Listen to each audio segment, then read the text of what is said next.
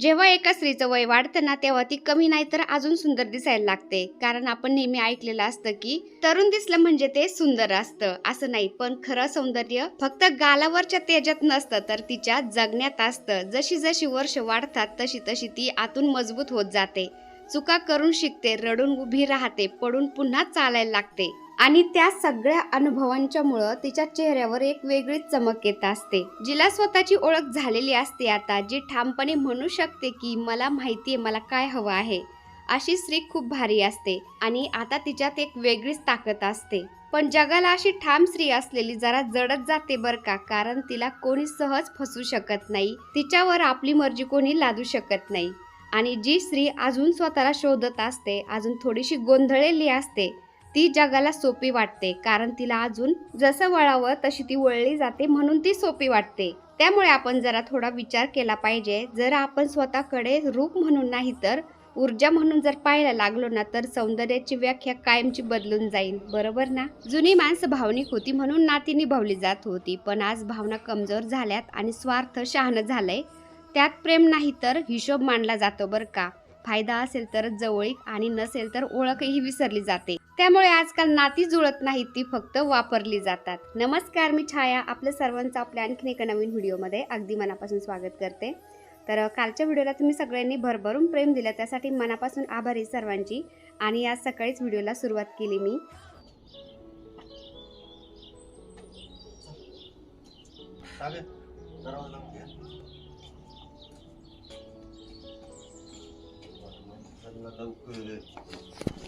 आता मी आंघोळ केली होती, मला खूप थंडी वाजत होती.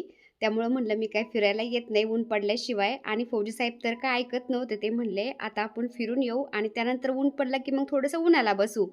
तर आंघोळ केल्यानंतर सगळं झाडून झुडून घेतलं मी. 2-3 चक्रा मारून आलो आम्ही फिरून आल्यानंतर. मग आता देवपूजा झाली, त्यानंतर नाश्ते बनवून झाले, नाश्ता चहा पाणी सगळं झालं, स्वयंपाक करून घेतला. आणि त्यानंतर मला आता किचन आवरायला काढायचं होतं.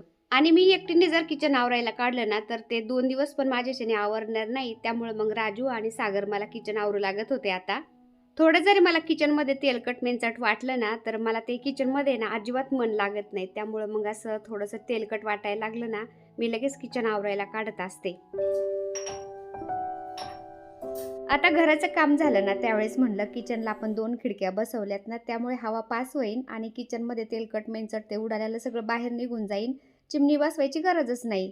तर असं म्हणलं, पण ते तसं होत नाही बरं का. किती खिडक्या बसवलेल्या असल्या ना तर ते आपण फोडणी वगैरे दिलेलं ना ते उडायला जातं आणि सगळं किचनमध्ये भांड्यावर, बरण्या म्हणा किंवा असं कडापे म्हणा त्याच्यावर ते जाऊन बसतं आणि तेलकट मेंचट होतं सगळं. आता किचनवरचं सगळं सामान खाली काढून देऊन सागर आणि राजू मला ते सगळं किचन पुसून देणार होते स्प्रे मारून.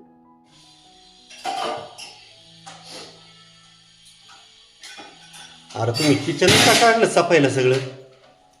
आता सगळं सामान काढल्यानंतर किचन कसं वाटतंय तुम्ही बघू शकता. एकदम मोकळं मोकळं वाटतंय आणि आवाज एकदम असा खणकतोय. किचन एकदम मोकळं पण नाही चांगलं वाटत बरं का. किचन मध्ये थोडंफार असं सजवलं ना तर छान वाटतं, मन पण लागतं किचन मध्ये काम करायला. मनी प्लांट पण मी काढले धुवायला आता. आतमध्ये नको मारू, वरून मार. काय काय काय काय काय काय तसा नाचतोय.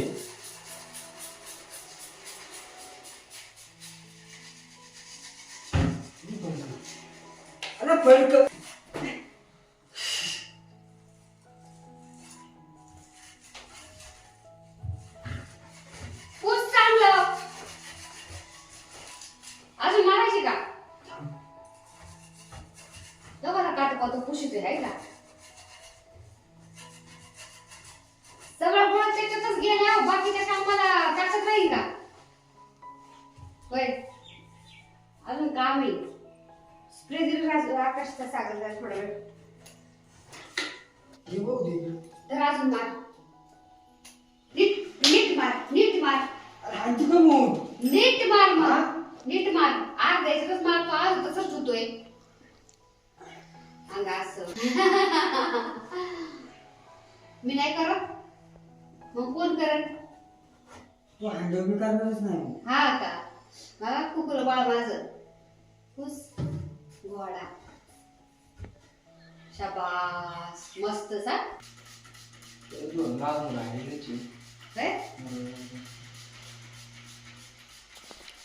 आता मी भांडे घासत होते तोपर्यंत सागरनी राजूनी सगळं किचन पुसून दिलं मला आणि म्हणले आम्ही चाललो आता आराम करायला, तोपर्यंत तू भांडे घास आणि भांडे घासून झाल्यानंतर आम्हाला आवाज दे म्हणले सगळं सामान लावायला. आता हे मसाल्याचे डबे, तेलाची किटली, तेलाच्या बाटल्या किती नाही म्हणलं तरी तेलकट हात त्याला लागतातच आणि ते मेंचट होतं. तर आता हे मसाल्याचे डबे पण मी घासायला काढले होते आणि किचनमध्ये गरम पाणी पण काढलेलं आहे मी, त्यामुळं गरम पाण्याने हे तेलकट मेंचट डाग पटकन निघले जातात आणि भांडे घासायला बरं पडतं मग किचनमधले. कारण थंडीमध्ये ना वरच्या टाकीचं पाणी एवढं थंड होतं ना, त्या पाण्यामध्ये हात घालावंसंच वाटत नाही. त्यामुळं मग गरम पाण्याचा वापर थंडीमध्ये जास्त होतो भांडे घासण्यासाठी.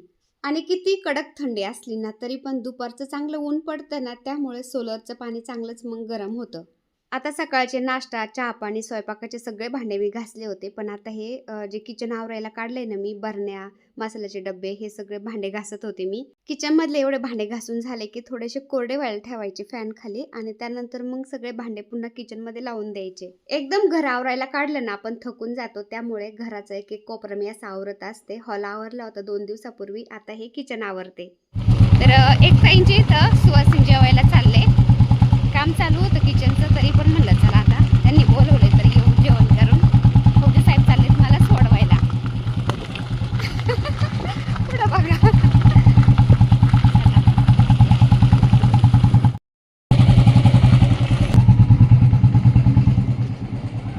त्याच्यासाठीच बोलवले बरं का मी.